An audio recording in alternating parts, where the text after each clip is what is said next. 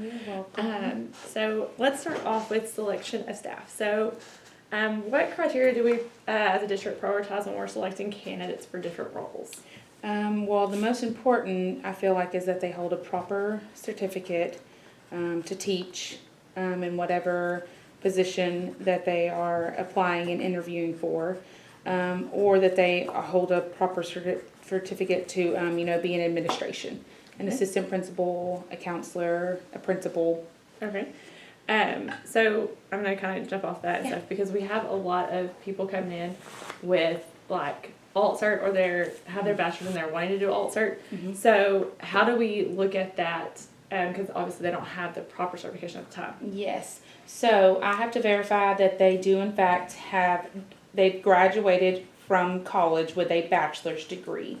That since they hold a bachelor's degree, that makes qualifies them to what TEA calls it a teaching permit. So I fill out, they have a form that I get from the TEA website, and I fill that out, and I have it signed off on, and then we submit it to TEA, and they give us an answer saying that they have, seen this, and they will honor it as being they're able to teach on what we call a teaching permit. Perfect. And they have 1 year to get that, and then they have to work on their.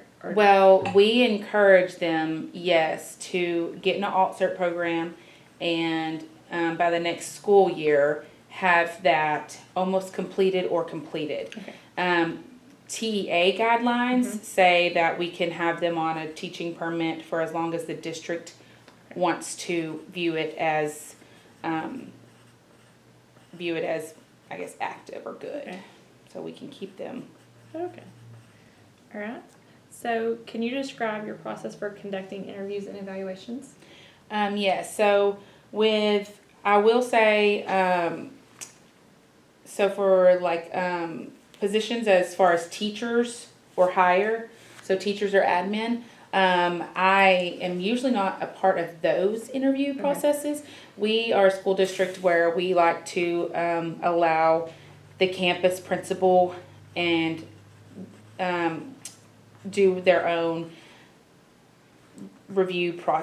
hiring process, and then they receive I receive a recommendation from either the principal or director, because we do have transportation director, maintenance, and then I will call them in and they will meet with Mr. Stanford, our superintendent, but now auxiliary staff, so that's paraprofessionals.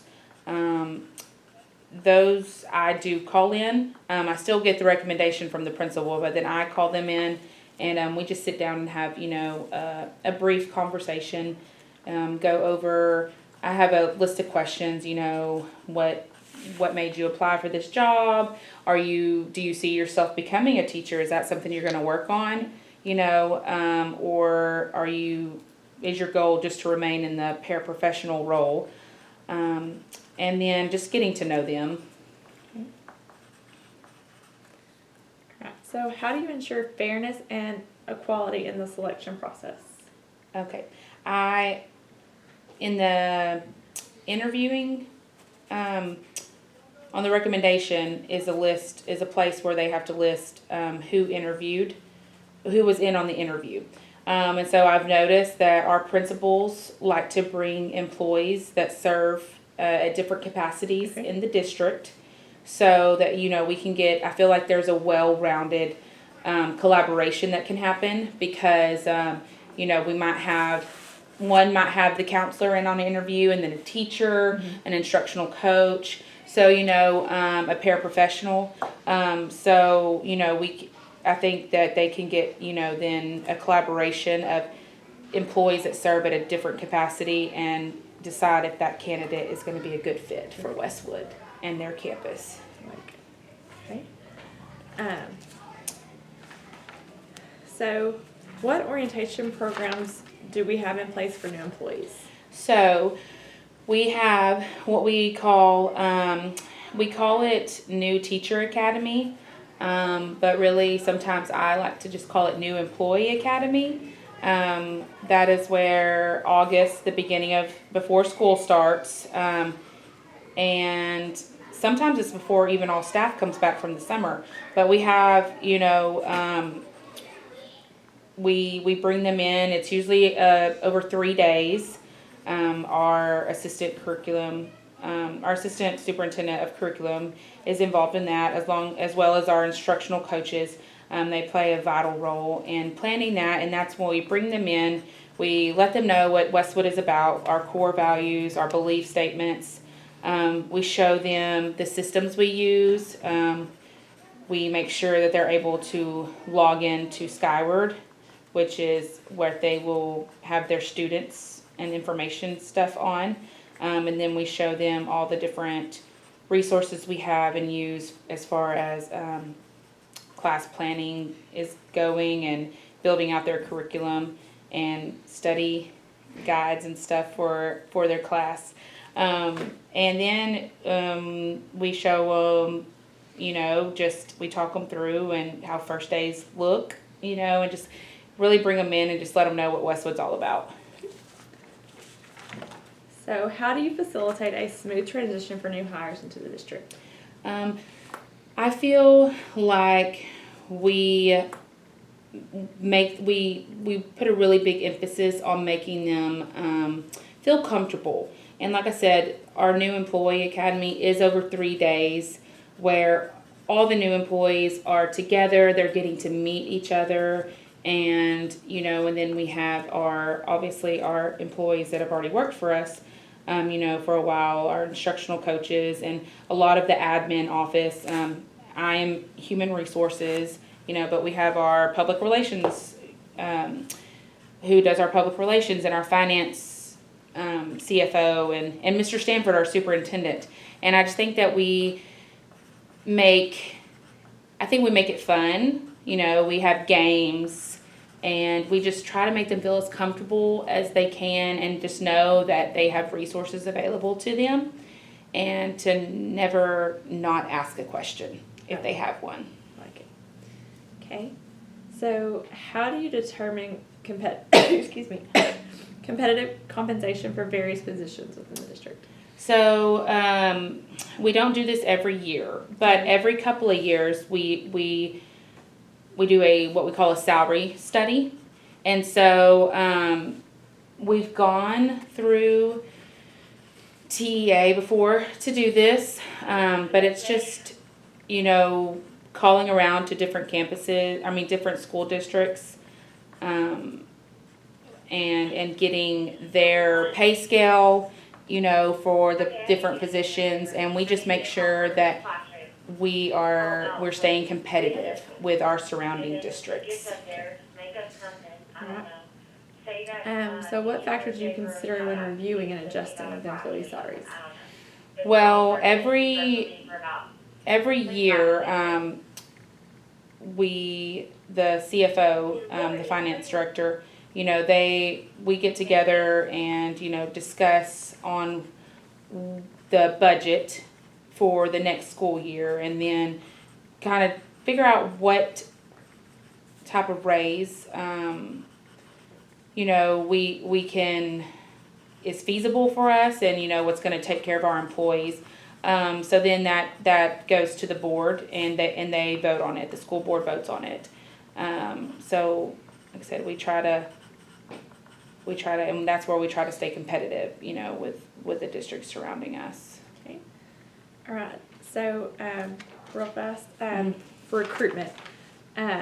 So what strategies are we currently using, or could we be using, to attract diverse candidates for open positions? I think that we use the resources handshake, which it goes to different colleges, and it's, where these students that are just graduating and going to be looking for a job can see, that we have openings. We also post on Region 7. So I feel like that's just, I think getting it out, and we post on our social media platforms as well, just getting the word out that the positions that we have open. And so we're reaching all the people in our community, but then also, we're reaching outside of that and to, like I said, these students that are attending colleges around here, so they can see what positions we have open. Are there any job fairs in the area that we are able to participate? Yes, we've gone to the job fair that Texas A&M has hosted, and then also UT Tyler.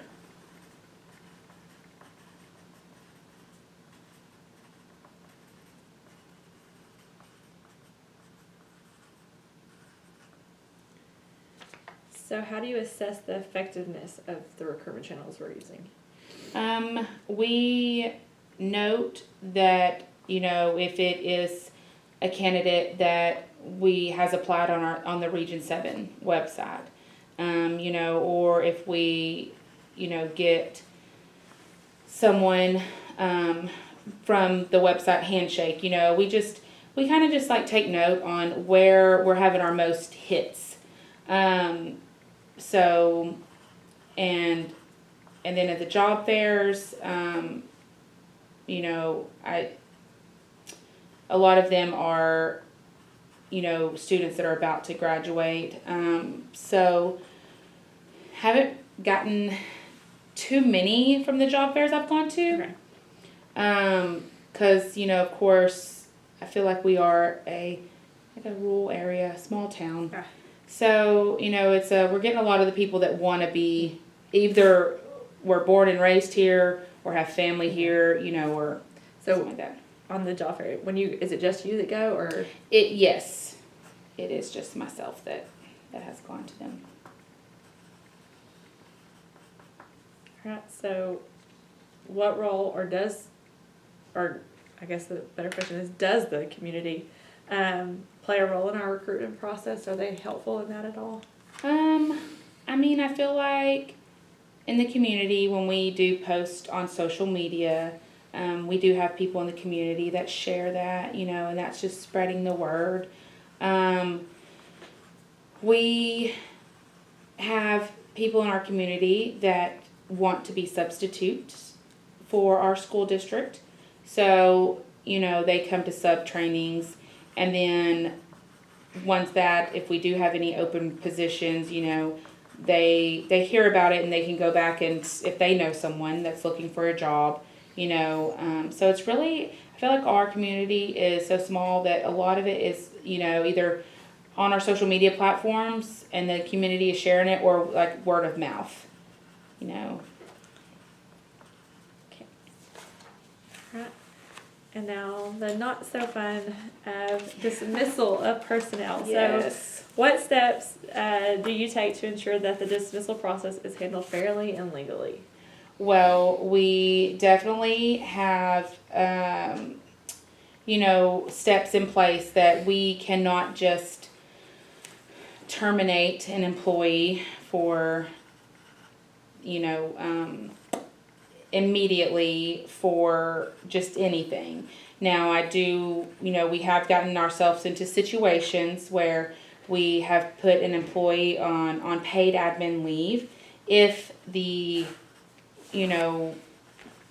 if what's being accused or whatever we feel is best to remove the employee from the situation, and we start what we call, an investigation to decide what the best steps would be moving forward for our school district and most importantly our kids that go to this school.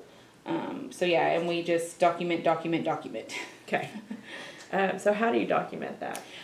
So we get statements from the employee, and so we let them tell us, their side and what happened, and then any involved employees, we get statements from them.